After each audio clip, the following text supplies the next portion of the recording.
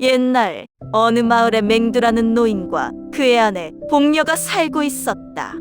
두 사람은 농사를 지으며 근면하게 살아가고 있었고 한 푼 두 푼 아껴가며 저축을 했다. 그들의 유일한 소망은 아들 각덕이 훌륭한 사람이 되어 가문의 이름을 빛내는 것이었다. 하지만 인생은 뜻대로 흘러가지 않는 법이었다. 각덕은 어려서부터 놀기 좋아하는 아이였다. 마치 들판을 뛰어다니는 닭처럼 가만히 있지를 못했고 한낮에 꾸벅꾸벅 조는 고양이처럼 게으름을 피웠다. 마을의 다른 아이들은 서당에서 열심히 글을 배우고 있었지만 각덕은 그런 것에는 전혀 관심이 없었다. 친구들이 글을 쓰고 있을 때 그는 낚싯대를 들고 강가로 몰래 도망쳤다. 장정들이 무술을 배우며 몸을 단련할 때 각덕은 수랑아리를 끌어안고 잠에 빠졌다. 더욱이 각덕은 거짓말을 입에 달고 사는 버릇이 있었다. 마치 노래를 부르는 듯이 거짓말을 능숙하게 했고 어른들조차 그의 말을 곧이곧대로 믿는 경우가 많았다. 부모는 그런 아들의 모습을 보고 한숨만 내쉬었다. 맹두와 복녀는 아들이 제대로 된 사람이 되기를 바라며 꾸짖고 타일렀지만 각덕은 조금도 변할 생각이 없었다. 그러던 어느 날 마을에 소문이 돌기 시작했다. 한양에는 재미있는 것들이 가득하다더라. 화려한 시장, 맛있는 음식, 밤마다 연회가 열리는 술집까지. 거기 가면 하루가 순식간에 지나간다지. 이 이야기를 들은 각덕의 눈이 반짝였다. 그런 멋진 곳이 있다니. 이 지루한 시골에서 벗어나 한양으로 가야겠다. 그는 그렇게 결심했다. 하지만 한양으로 가기 위해서는 돈이 필요했다. 각덕은 고민 끝에 밤이 되자 몰래 부모님의 방으로 숨어들었다. 그동안 부모님이 어렵게 모아둔 돈이 담긴 항아리를 조심스레 꺼냈다. 이 정도면 한양에서 실컷 놀 수 있겠지. 그는 아무런 죄책감도 없이 부모의 모든 돈을 훔친 뒤 한밤중에 몰래 집을 빠져나갔다. 마을을 떠나 한양으로 향하는 길에서 각덕은 한껏 들떠 있었다. 이제부터는 내가 원하는 대로 살 거야. 마음껏 먹고 마음껏 마시고 마음껏 즐길 거야. 그는 자신만만하게 발걸음을 옮겼다. 그러나 이 선택이 그의 인생을 어떻게 바꾸게 될지는 상상도 하지 못했다. 한양에 도착한 각덕은 마치 새로운 세상이 열린 것처럼 흥분했다. 마을에서 듣던 소문이 모두 사실이었다. 거리는 화려했고 사람들은 붐볐다. 여기저기서 상인들이 소리를 지르며 물건을 팔았고 곳곳에는 맛있는 음식 냄새가 풍겼다. 하지만 무엇보다 각덕의 관심을 끈 것은 커다란 주막이었다. 그는 잠시도 망설이지 않고 문을 박차고 들어가 큰 소리로 외쳤다. 여기 있는 가장 좋은 술을 가져와라. 나는 왕이나 마실 법한 술만 마신다. 주모와 일꾼들은 갑자기 나타난 호기로운 젊은이를 보고 놀랐지만 그의 허리춤에서 반짝이는 은화를 보자 태도가 싹 바뀌었다. 금방이라도 무릎을 꿇을 듯한 자세로 환영하며 가장 비싼 술을 내왔다. 각덕은 거만하게 술잔을 들고 단숨에 들이켰다. 그날 이후 각덕은 아예 주막에 눌러앉았다. 마치 그곳이 자신의 집이라도 되는 양 매일같이 술을 마셨다. 처음에는 홀로 술을 즐겼지만 돈을 펑펑 쓰는 그를 보고 점점 많은 사람들이 몰려들었다. 술잔이 채워질 때마다 그들은 각덕을 떠받들었고 칭찬을 아끼지 않았다. 각덕나리 역시 대인배입니다. 한양에서도 이런 통 큰 사람은 없을 겁니다. 그 말에 기분이 좋아진 각덕은 더 많은 술을 시켰다. 하지만 술만으로는 부족했다. 그는 점점 도박에도 손을 대기 시작했다. 처음에는 재미삼아 몇 입을 걸었지만 점점 판돈이 커졌고 밤낮 없이 돈을 탕진했다. 돈이 많을 때는 모든 것이 즐거웠다. 주막 주인은 그를 최고의 손님으로 대접했고 도박판에서는 그를 반겼으며 온갖 아첨꾼들이 그 주위를 맴돌았다. 그러나 돈이란 것은 물처럼 빠르게 사라지는 법이었다. 마치 불에 던져진 집단처럼 갑덕이 쥐고 있던 돈도 순식간에 사라져갔다. 그는 눈앞에서 은화가 사라지는 것을 보고도 현실을 인정하지 못했다. 마지막으로 남은 돈까지 도박에서 날려버린 날, 그는 비로소 깨달았다. 자신의 손에는 더 이상 아무것도 남아있지 않았다. 그 순간부터 상황은 완전히 달라졌다. 매일 그를 떠받들던 사람들은 하나둘씩 모습을 감췄다. 주막주인은 더 이상 그에게 술을 내주지 않았고 도박판에서도 쫓겨났다. 며칠 전까지만 해도 환영받던 곳들이 이제는 그를 거부했다. 이봐, 돈도 없는 주제에 왜 여길 기웃거려? 빚이라도 갚고 다시 와라. 아첨을 하며 그의 곁을 지키던 사람들은 더 이상 보이지 않았다. 결국 갑덕은 길거리에 내몰렸다. 비바람을 피할 곳조차 없었다. 배가 고파도 먹을 것이 없었고 갈 곳도 없었다. 며칠 동안 굶주린 끝에 그는 길가에 주저앉아 지나가는 사람들에게 음식을 구걸하기 시작했다. 제발 남는 밥이라도 좀 나눠주십시오. 하지만 한양의 거리는 냉정했다. 누구도 그에게 관심을 주지 않았다. 며칠 전까지만 해도 왕처럼 군림했던 갑덕은 이제 남루한 옷차림으로 거리를 떠도는 초라한 거지가 되어 있었다. 그는 자신이 처한 현실을 믿을 수 없었다. 어떻게 이렇게 된 거지? 분명 나는 한양에서 최고의 삶을 살고 있었는데, 그러나 아무리 후회해도 소용없었다. 부모님의 돈을 훔쳐와 흥청망청 쓴 대가는 너무나 혹독했다. 그는 이제 한없이 초라한 존재가 되어 길거리를 떠돌며 한 조각의 빵을 구걸하는 신세가 되고 말았다. 그날도 갑덕은 거리를 떠돌며 허기를 달래기 위해 구걸하고 있었다. 배고픔에 지친 그는 한 할머니에게 가까이 다가가 힘없는 목소리로 말했다. 할머니, 혹시 남은 떡 한 조각이라도 나눠주실 수 있겠습니까? 그러나 할머니는 갑덕을 힐끗 쳐다보더니 고개를 저으며 외면했다. 갑덕은 한숨을 내쉬며 길가에 쪼그려 앉았다. 이제 더는 희망이 없나 보다. 그는 그렇게 체념하려던 순간 저 멀리서 다급한 발소리가 들려왔다. 길 모퉁이를 돌아 도망치는 한 남자가 보였다. 그의 손에는 어린 여자아이가 꼭 붙잡혀 있었다. 그 뒤로는 여러 명의 군사들이 쫓고 있었다. 갑덕은 멍하니 그 광경을 바라보며 중얼거렸다. 나보다 더 불쌍한 사람이 있을 줄이야. 그런데 가까이 다가온 아이를 본 순간 갑덕의 눈이 커졌다. 아이의 왼손목에는 익숙한 모양의 점이 있었다. 그는 숨이 멎는 듯한 충격을 받았다. 저건 내 동생이 가지고 있던 점과 똑같잖아. 순간 갑덕의 가슴이 세차게 뛰기 시작했다. 이미 오래전에 잃어버린 동생이 떠올랐다.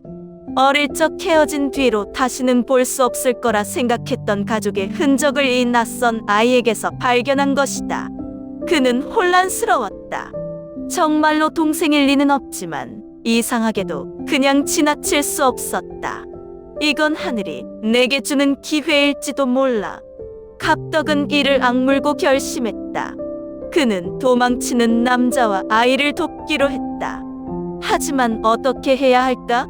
그때 갑덕의 머릿속에 한 가지 묘책이 떠올랐다. 근처에 있던 간장 항아리를 보자 그는 주저없이 항아리를 들어 자신의 몸에 쏟아부었다. 그리고 길 한복판으로 뛰어나가 엉뚱한 춤을 추기 시작했다. 하하!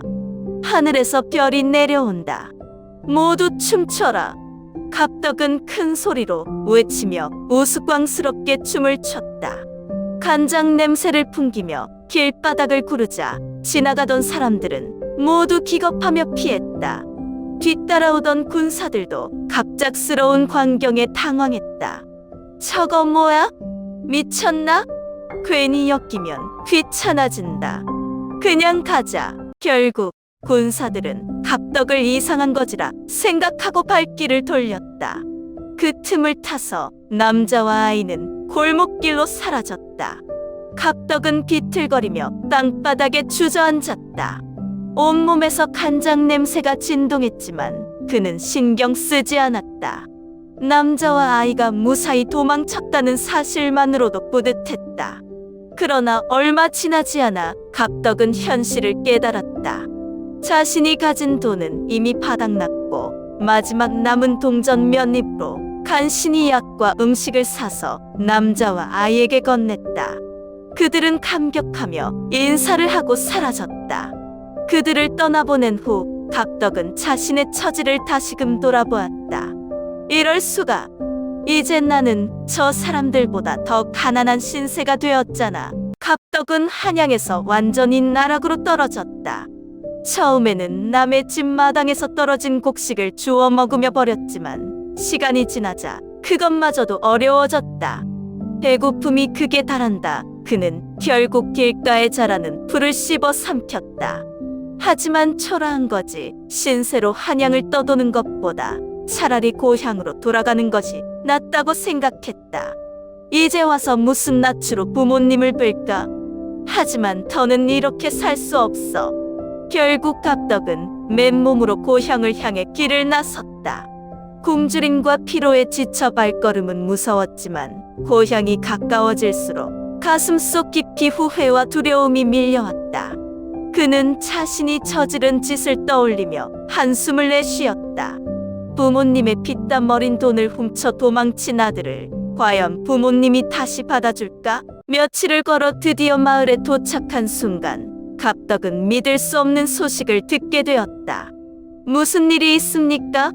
그는 마을 어귀에서 만난 한 노인에게 물었다. 그러자 노인은 깊은 한숨을 내쉬며 대답했다. 내 아버지가 곧 군에 끌려갈 거다.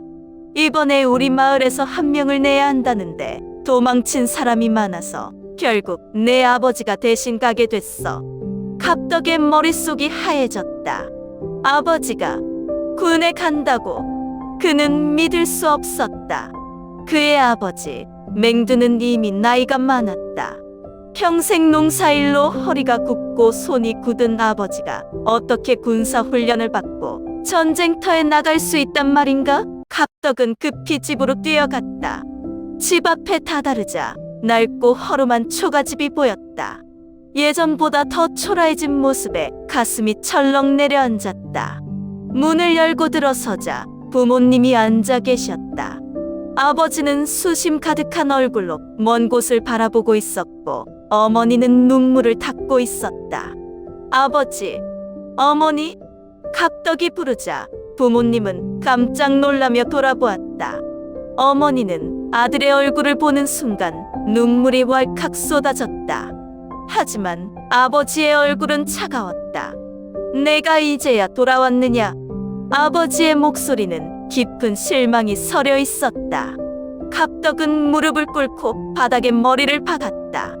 아버지, 어머니, 제가 잘못했습니다. 용서해 주십시오. 제발. 그는 오랫동안 참아왔던 눈물을 터뜨렸다.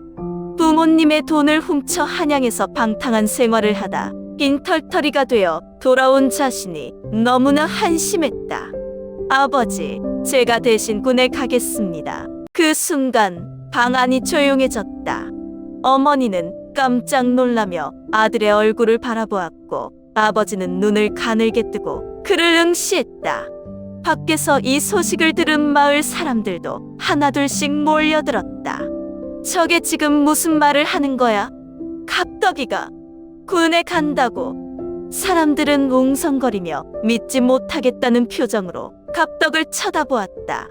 갑덕이가 갑자기 정신이 번쩍 들었나? 혹시 어디 머리를 부딪힌 거 아니야?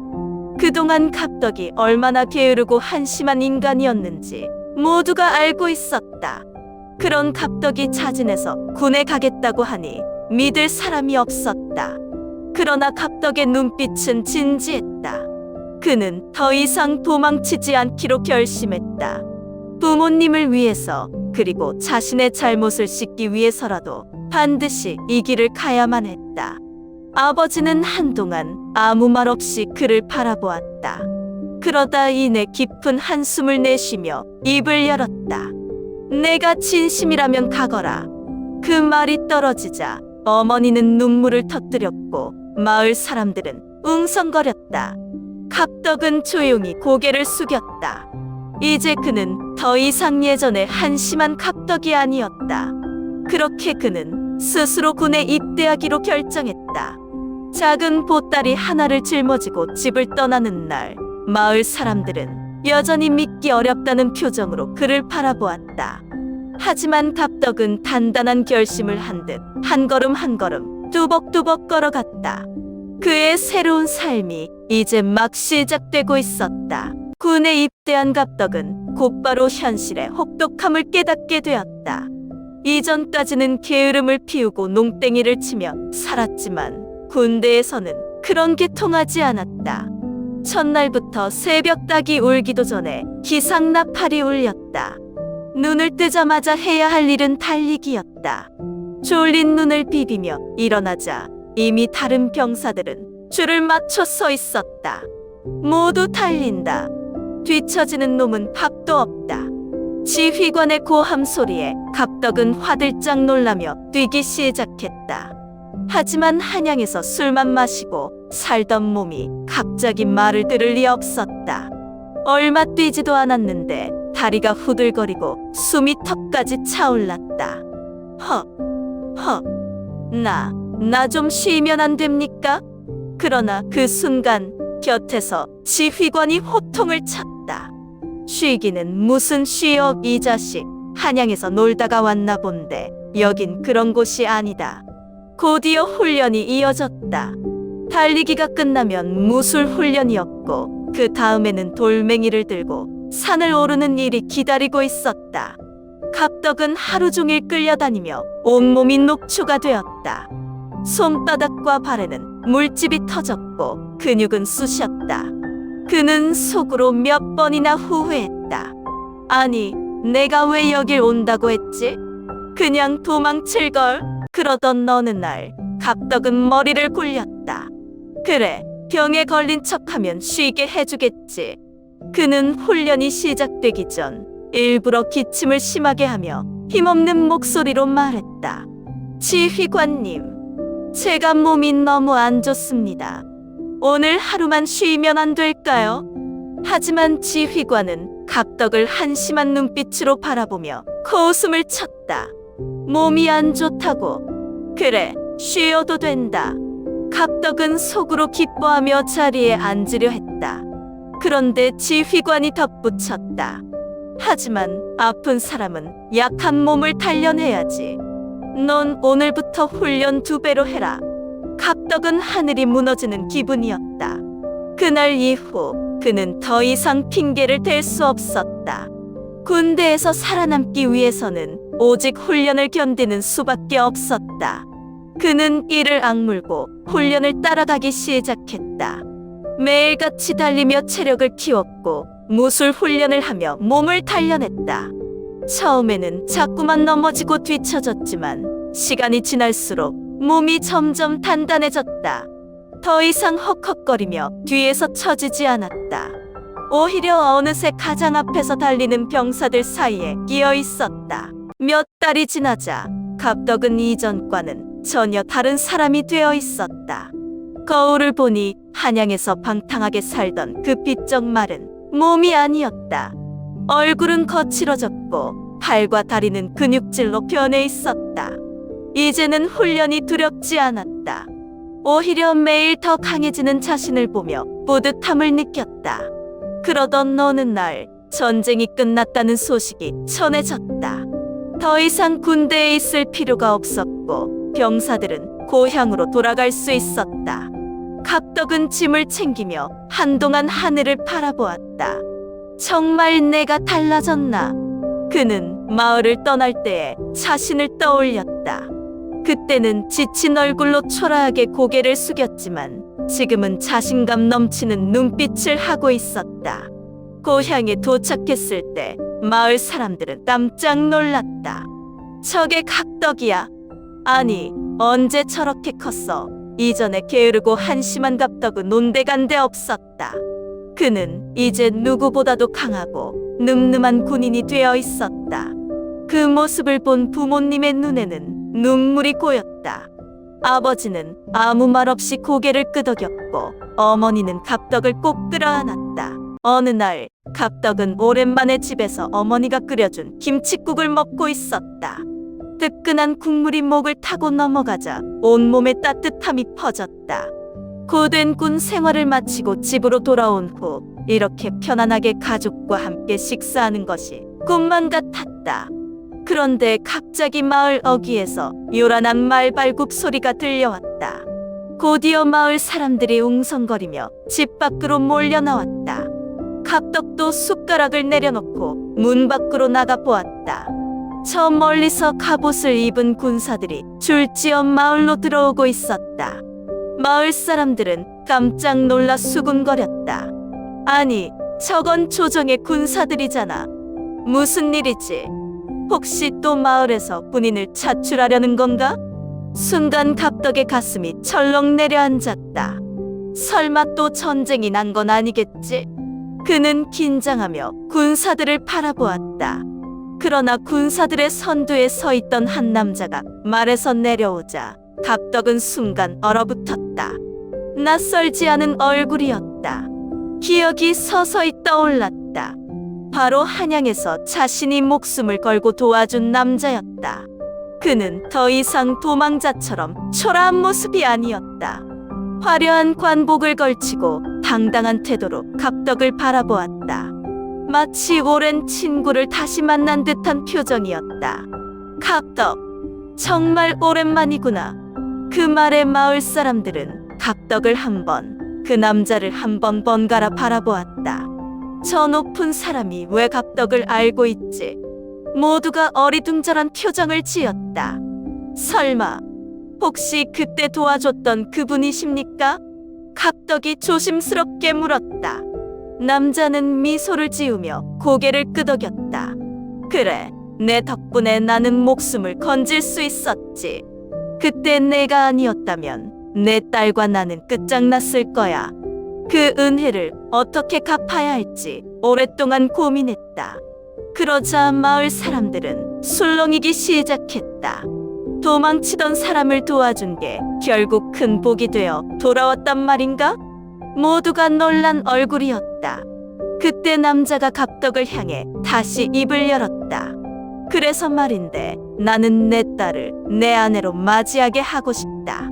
갑덕은 깜짝 놀라 숟가락을 손에서 놓칠 뻔했다. 예? 제가? 저 같은 사람이? 그는 말을 더 잇지 못했다. 자신이 어떤 사람이었는지 누구보다 잘 알고 있었다. 한때 부모의 돈을 훔쳐 도망쳐서 한양에서 거지처럼 살던 자신이 아닌가? 그런데 그런 자신에게 조정의 고위관리가 딸을 주겠다고 하다니 믿기 어려운 일이었다.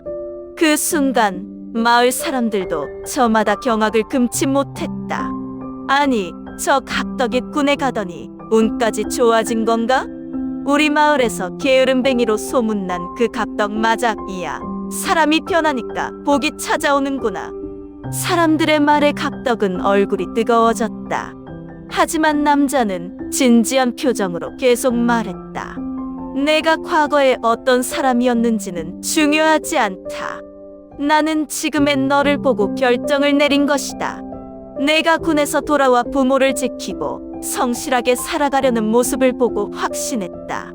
너라면 내 딸을 행복하게 해줄 수 있을 거라 믿는다. 그제야 갑덕은 자신이 얼마나 달라졌는지 깨달았다. 그는 더 이상 게으르고 무책임한 사내가 아니었다. 이제는 가족을 지키고 남을 도울 줄 아는 사람이 되어 있었다. 결국 그는 그 제안을 받아들였다. 얼마 후 마을에서 성대한 혼례가 열렸다. 갑덕은 고운 비단 옷을 입고 조정 대신에 딸과 백년가약을 맺었다. 신부는 온화하고 다정한 성품을 지닌 여인이었다. 그녀는 갑덕을 진심으로 존경했고 갑덕 역시 그녀를 정성껏 아꼈다. 혼례가 끝난 후 갑덕은 부모님과 함께 평온한 삶을 살기 시작했다. 그는 농사를 짓고 부모를 봉양하며 성실한 가장이 되었다. 마을 사람들도 이제는 갑덕을 예전처럼 얕보지 않았다. 오히려 갑덕처럼 변하고 싶다는 말을 할 정도로 그를 인정했다. 갑덕의 이야기는 순식간에 온 마을에 퍼져나갔다. 처음에는 모두가 믿지 못했다. 한때 게으름뱅이로 이름난 갑덕이 군대에 가서 달라졌다는 것부터가 기적처럼 들렸다. 게다가 돌아와서는 부모를 지극정성으로 모시고 열심히 일하며 정직하게 살아간다니 마을 사람들은 놀라움을 감출 수 없었다. 어느 날 마을의 원로 중 한 사람이 모여 앉은 사람들에게 한마디 했다. 봐라, 하늘은 결국 다 보고 있는 법이다. 좋은 일을 하면 반드시 복이 돌아온다더니 갑덕이 그 증거가 아니냐? 다른 이들도 고개를 끄덕였다. 맞아. 갑덕이 한때 부모 속을 썩이고 방탕하게 살았지만 결국 착한 일을 한 덕에 큰 복을 받았지. 그래, 한 번이라도 진심으로 좋은 일을 하면 결국 좋은 결과가 따라오는 법이야. 이후로 마을에서는 갑덕의 이야기가 교훈처럼 쓰이기 시작했다. 특히 부모들에게는 훌륭한 예시가 되었다.